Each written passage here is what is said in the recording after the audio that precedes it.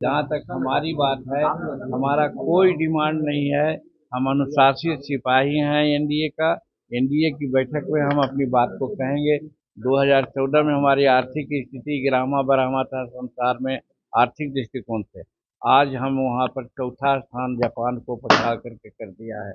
और हम लोगों का संकल्प है कि इसी को हम लोग कम से कम 2027 से 30 के बीच में हिंदुस्तान के जो ये आर्थिक व्यवस्था है वो तीसरी आर्थिक व्यवस्था बना देंगे। डबल इंजन की सरकार है, इसलिए बिहार भी ठीक से चल रहा है और भारत भी ठीक से। निश्चित रूप में जिसकी जितनी कुव्वत है, ताकत है, उसके आधार पर यहाँ टिकट मिलेगी। नमस्कार, आप देख रहे हैं इम्पैक्ट लाइव। मैं हूं आपके साथ करुणा तिवारी। बिहार में राजनीति में एंट्री और राजनीति करने वालों पर अब सवाल खड़ा हो गया है। एनडीए घटक दल में कई ऐसे घटक दल है राजनीति के जो कि साफ तौर पर दिख रहा है कि एक दूसरे पर ये आरोप प्रत्यारोप लगाते ही नजर आ रहे हैं। एक तरफ चिराग पासवान जो अपने ही सरकार को घेरते नजर आ रहे हैं, तो वही दूसरी तरफ अब जीतन राम मांझी जो कि चिराग पासवान के राजनीति पर सवाल खड़ा कर दिए। साफ तौर पर उन्होंने कहा है कि जो चिराग पासवान है उनकी राजनीति बहुत कम दर में हुई है, लेकिन उनके पिता जो कि रामविलास पासवान की बात करें तो वो काफी ज्यादा सक्रिय रहते थे और उनकी राजनीति काफी मजबूत थी। क्या कुछ कह रहे हैं जीतन राम मांझी, सुनिए। आप क्या चाह रहे हैं, आपको कितनी सीटें मिले और सीट शेयरिंग का क्या फॉर्मूला होना चाहिए? देखिए,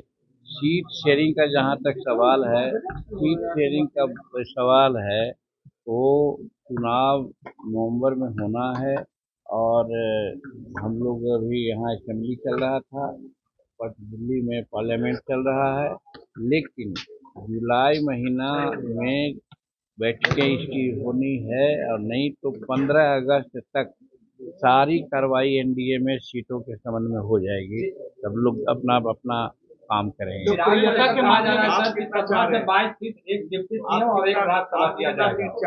क्या कह रहा है, मांगना काउंट का काम है, लेकिन जब एनडीए की मीटिंग होगी उसमें तय होगा। जहाँ तक हमारी बात है, हमारा कोई डिमांड नहीं है। हम अनुशासित सिपाही हैं एनडीए का। एनडीए की बैठक में हम अपनी बात को कहेंगे, वो बात को आपके सामने हम नहीं कर सकते हैं। अरे आओ आओ, ऊँचा कर लो। सर, लोकप्रियता के मामले में प्रधानमंत्री सर्वश्रेष्ठ पर आ गए, क्या कहेंगे सर? यही तो है, हिंदुस्तान का सौभाग्य है कि आज के समय में इतना बड़ा प्रधानमंत्री हुए हैं कि जो लोकप्रियता में सबसे आगे हैं। और जोड़िए 27 या 28 राज्य उनको अपने राज्य का मानक को प्रतिष्ठा का पुरस्कार दिया है, तगमा दिया है। और हिंदुस्तान में भी है कि 10 वर्षों में देखें कि 2014 में क्या हालत हमारी थी और आज हम कहाँ हैं। 2014 में हमारी आर्थिक स्थिति गिरामा बरहमा था संसार में आर्थिक दृष्टिकोण से। आज हम वहाँ पर चौथा स्थान जापान को पछाड़ करके कर दिया है। और हम लोगों का संकल्प है कि इसी को हम लोग कम से कम 2027 से 30 के बीच में हिंदुस्तान के जो ये आर्थिक व्यवस्था है वो तीसरी आर्थिक व्यवस्था बना देंगे। तो इससे ऐसा तो आज तक नहीं हुआ था। ये प्रधानमंत्री जी का कर्तव्य है। दूसरी बात यह है कि आप देखा कि अभी हमारे नची में हमारे लोग जो शुक्ला जी थे वो अंतरिक्ष में गए, वहाँ रह करके आए हैं। ये भारत का एक चमत्कार है क्षेत्र में। आप ये भी जानते हैं कि भारत के लोग चंद्रमा पर अपना रॉकेट भेज चुके हैं, जो दक्षिणी क्षेत्र में जहाँ तक कोई अभी नहीं भेजा है। ये है। फिर यहाँ ऑपरेशन सिंदूर हुआ। आज ऑपरेशन सिंदूर का संसार में लोग लोहा मान रहा है कि हम पर जब आक्रमण हुआ तो हम वहाँ के सिविलियन को नहीं मारा, हम सिविलियन को डिस्टर्ब नहीं किया, हम उन आतंकवादी अड्डों को उड़ाया उनके घर में जा करके।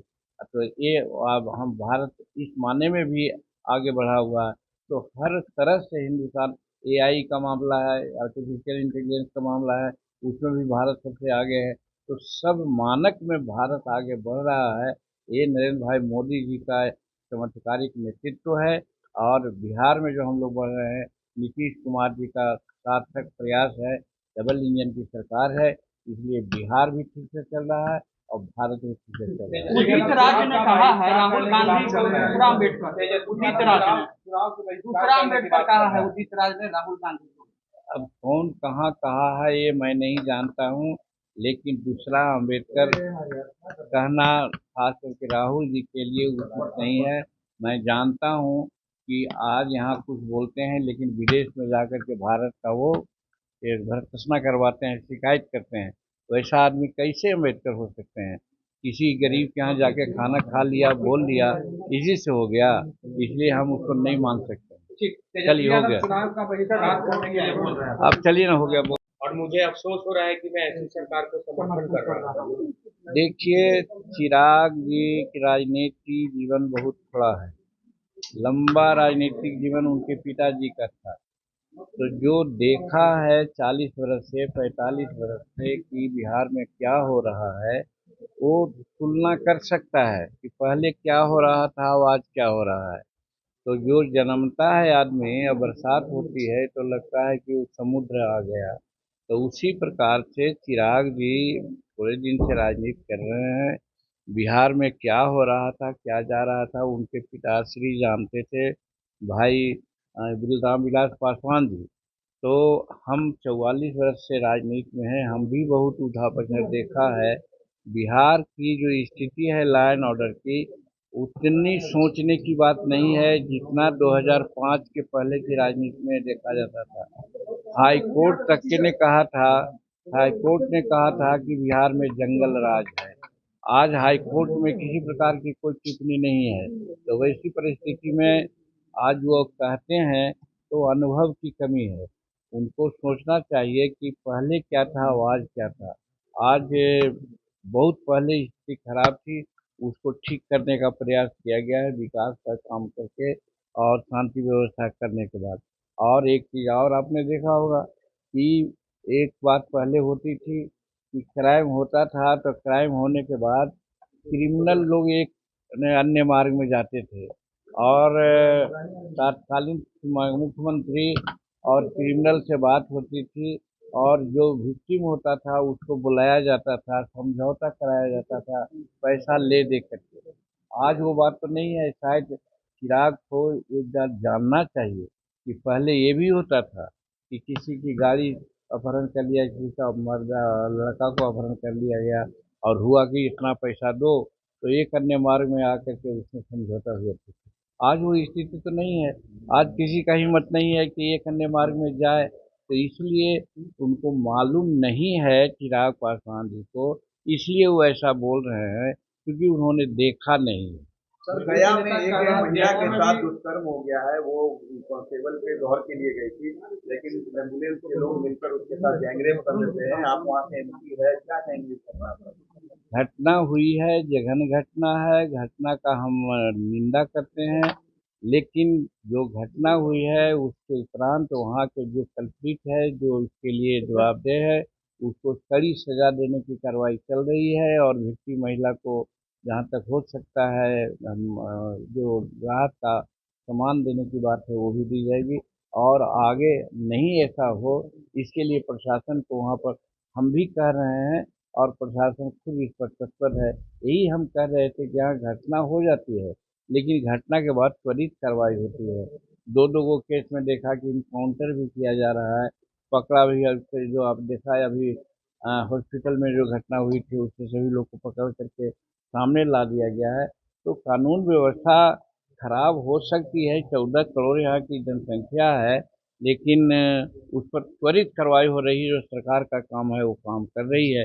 इसलिए हम यही समझते हैं कि हम संवेदनशील सर यहाँ के प्रशासन है, जो भी कार्रवाई होना है वो होगी। क्या लग रहा है कि सर चिराग पासवान का मन कहीं और है और दिल कहीं और? देखिए, चिराग पासवान जी 2020 में भी कुछ इस प्रकार का कवायद कर चुके हैं और आज एनडीए में हैं और एनडीए में रह करके वो इस प्रकार की बात बोलते हैं अखबारों में, वो उचित नहीं है।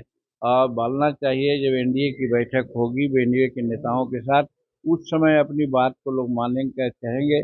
और हमारे एनडीए के नेता जिसका नेतृत्व नरेंद्र भाई मोदी जी कर रहे हैं और यहाँ पर नीतीश जी कर रहे हैं, निश्चित रूप में जिसकी जितनी कुव्वत है, ताकत है, उसके आधार पर यहाँ टिकट मिलेगी।